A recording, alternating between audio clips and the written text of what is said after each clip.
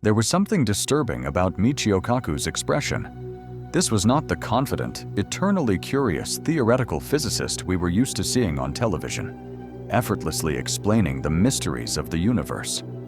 No, this time, he was hesitant. His voice faltered. His gaze lingered too long on a single image behind him. And when he finally spoke, the room, filled with elite scientists, journalists, and space historians, fell silent.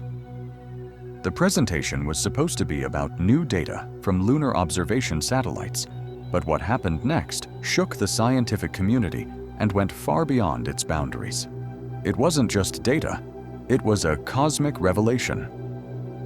Something hidden beneath the surface of the moon rewrote everything we thought we knew. And by the end of this video, you too will understand why Michio Kaku could no longer hold back his tears. Because what they found beneath the surface of the moon is not natural. Kaku began with a revelation that shattered decades of scientific consensus. Using newly deployed quantum deep scanning satellites, researchers scanned the subsurface structure of the moon using technology more advanced than ever before. Instead of solid rock, they discovered huge hollow chambers, some stretching for hundreds of kilometers, arranged in symmetrical patterns that no natural phenomenon could explain. These were not ancient lava tunnels or random air pockets. They had structure, regularity, alignment. They had a purpose. And when thermal readings revealed localized heat sources pulsing from within these voids, temperatures too precise, too focused to be geological, the entire room felt the weight of something indescribable. Something inside the moon was not only designed, it was, in a sense, alive. Whether it was a reactor, a machine, or a monument, Kaku did not specify. He didn't need to. The data spoke for itself. Then the patterns were presented. Gravitational anomalies that had long been attributed to measurement errors or minor discrepancies. But when displayed in high resolution, they formed a global grid, crossing the moon from pole to pole, perfectly aligned with the internal cavities and reflective metal regions detected by radar. This was no accident. It was engineering artistry. Kaku showed gravity maps from 3 independent agencies showing this lunar grid, an invisible skeleton that holds the moon in place with frightening accuracy. If this grid is functional, if it still has energy, then the moon can hold more than just its orbit. It could actively influence Earth, the tides, the stability of the axis, perhaps even more. The moon, Kaku suggested, may not be just a satellite, but a regulator. And if it was placed there, if it was built, then we must ask ourselves, by whom and for what purpose? Moving from science to mythology, Kaku's voice became more solemn. He showed images from Sumerian, Mayan, and Egyptian texts. All of these cultures referred to the moon not as an eternal celestial body, but as something that came, something new, even as a teacher. He quoted legends about nights without a moon and heavenly gods descending from it. Until now, we considered these to be poetic metaphors. But when superimposed on new lunar data, these ancient myths began to feel like warnings, like fragmentary memories preserved in symbolism. Even lunar eclipses, previously considered astronomical coincidences, took on new meaning. The size and distance of the moon are such that it can perfectly block the sun during a total eclipse, a phenomenon unique to Earth. Coincidence? Or a cosmic engineering solution for observation? Or spectacle? The more Kaku revealed, the clearer it became. The moon may influence more than just Earth's geology. It may have guided humanity's consciousness for millennia. The most frightening thing is the final act. Using subsurface radar and high-frequency tomography, scientists discovered reflective materials beneath the moon's crust. Metals unknown to modern science, arranged in geometric arrays that absorbed and redirected radio waves in an unnatural way. These were not natural ores. They were alloys created for functionality.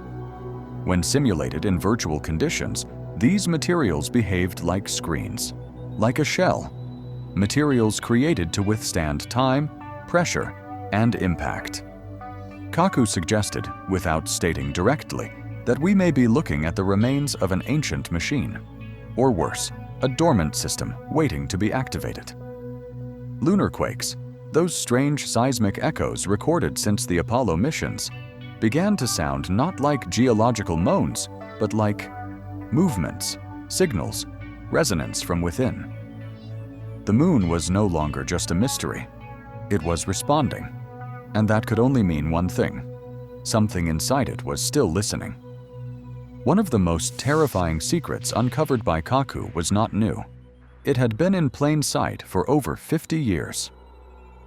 During the Apollo 12 mission, NASA engineers deliberately crashed the upper stage of the lunar module into the surface of the moon to measure seismic activity. What they recorded was so strange that many dismissed it as a technical glitch. The moon rang like a bell for almost an hour. But now, with a new understanding of its internal structure and materials, this data has resurfaced, like a long-forgotten warning. Natural rock does not resonate like this unless it is hollow, or worse, hollow and reinforced.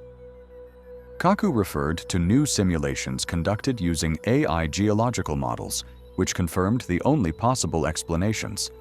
Either the moon is fundamentally different from all other celestial bodies known to us, or it is not a planetary body in the usual sense. What makes this even more eerie is that similar effects were repeated in other Apollo missions. The moon reacted like a tuned instrument. And now we must ask ourselves, who created this instrument? And why was it designed to respond to impacts?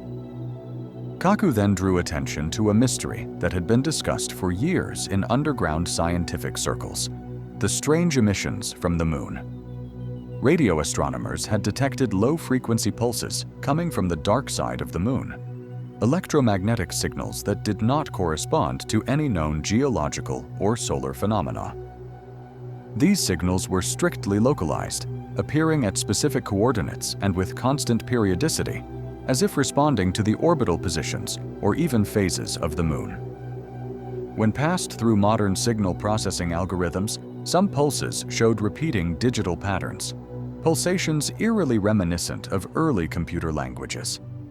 Could this be a forgotten beacon? A long-dormant surveillance system? Kaku did not give a definitive answer, but the fact that the intensity of these signals increases sharply when space probes pass behind the moon is no longer considered a coincidence. Whatever lies beneath that dust may not be just a relic. It may be conscious, and perhaps aware of us. One of the most mathematically inexplicable features of the moon is its orbit. It appears to be positioned with surgical precision. The size of the moon and its distance from Earth allow it to perfectly cover the sun during a total eclipse, a unique phenomenon in the solar system. But that's just the beginning. Kaku demonstrated simulations showing that the moon's orbit is so stable that it contradicts the laws of long-term gravitational instability. Most satellites in the solar system deviate from a stable orbit over time. The moon does not. Even stranger, the moon always faces us with the same side. This phenomenon is called tidal synchronization, and textbooks explain it as the result of gravitational interaction.